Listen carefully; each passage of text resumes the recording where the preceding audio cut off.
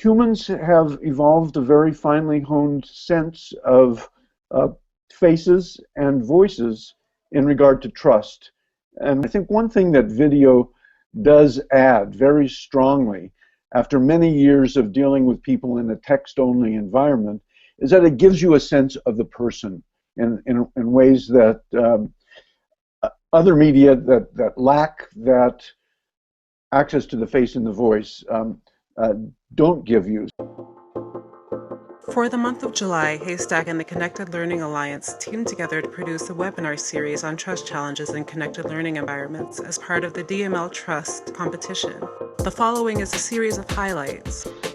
Before we talk about things like the internet, we have to decide what it is that we're talking about. And most of us in the public sphere don't really have a deep understanding of what the internet really is.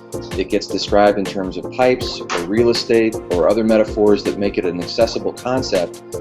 But I think for most of the public, the internet is still seen as a toy or a tool or an add-on to something, as opposed to really a set of decisions about how we choose to communicate.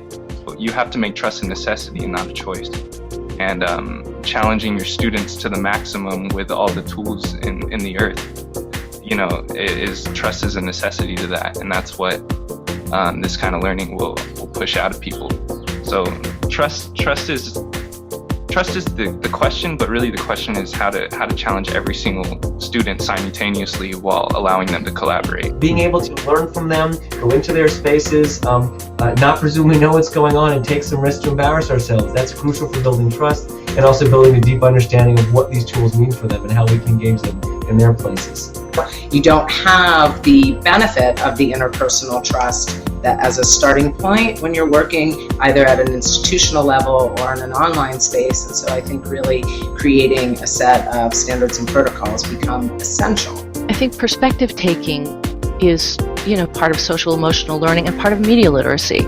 And that builds trust, that builds awareness, which is key for efficacy in digital environments. So each one of these platforms, it's both engineering and these social norms that Anne's talking about, that interact in these really interesting and unpredictable ways a lot of times. When you invite people into, the magic circle of come with me through a learning adventure, you are implicitly saying, I'm a trustworthy guide. We in the classroom, if we as educators don't allow our kids to experience the various platforms and understand, hey, well, with this platform, it felt more like this, or that's more hipster, or that's better for this, or that's better for that, then they're never going to know which tool to use. Matt Johnson and I, when we made any alterations to the photography and narrative class, the first question we would ask each other is